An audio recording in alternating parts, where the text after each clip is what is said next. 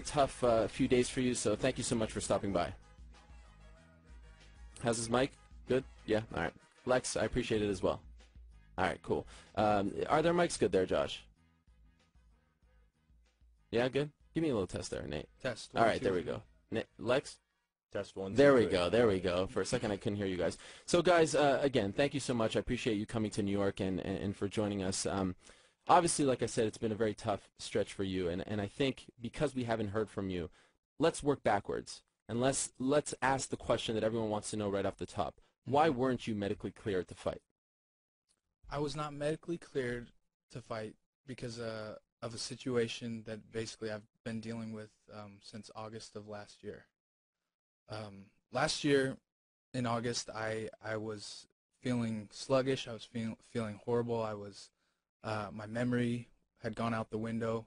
I was irritable, and I knew something was wrong. I felt like I was overtraining when that wasn't the case. So I went to my doctor, and he ran a bunch of tests and basically came back and said that I had low testosterone.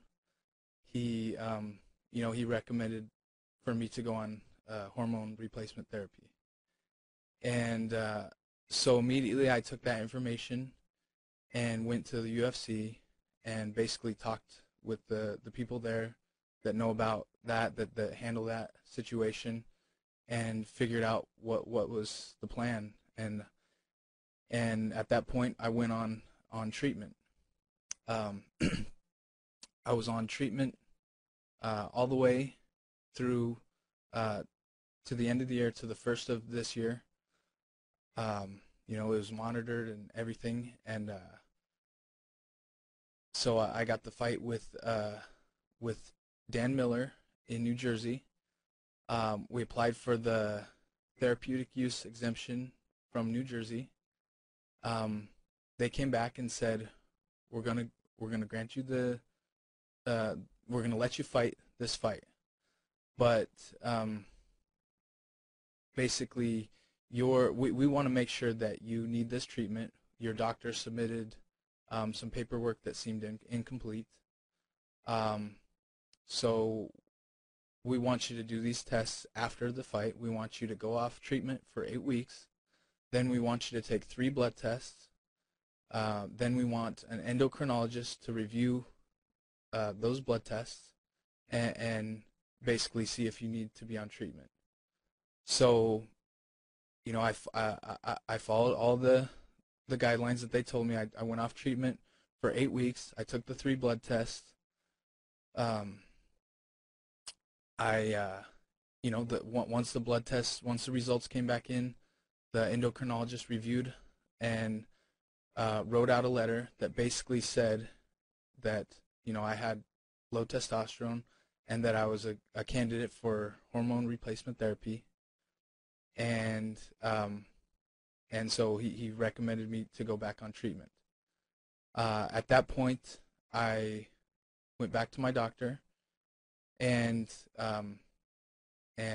he decided that I should go back on treatment, obviously. And at this point, I was 3 weeks out from my fight that I was supposed to have with Rick Story. 3 weeks out. And so he basically said that I needed to go on a more aggressive treatment because of the proximity to the fight, because it was so close. Who's he? My doctor. Your doctor. His primary care physician. Okay. He had two doctors that recommended that Nate resume or begin hormone replacement therapy. One was the endocrinologist, which he was required to go and see by the New Jersey Athletic Commission. The second doctor was his primary care physician, who had been involved in the treatment process from the onset.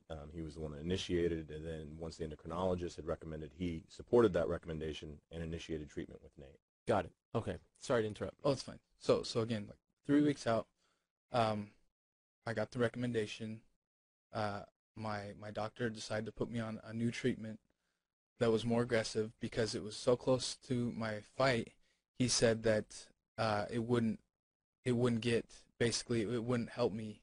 It wouldn't make me feel better by the time of my fight unless he did a more aggressive treatment.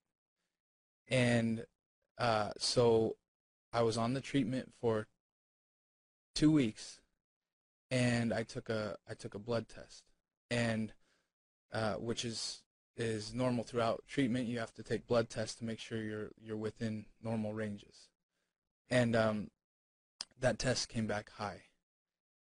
And at that point, my doctor said, "Well, you need to go off treatment, and you know, let's hope you're down to normal levels by your fight." And you know, obviously, that was, you know, I was pretty much panicked at that point. But it's important to note, Nate, and I apologize, it's important to note that as soon as Nate was recommended to come off treatment, he did come off treatment and did not take any subsequent treatment, even to this day. And that will be important as he kind of lays out the chronology of the levels as where they were at a high point and as they've decreased up until our most recent announcement of, I believe we found out last night or this morning. Okay.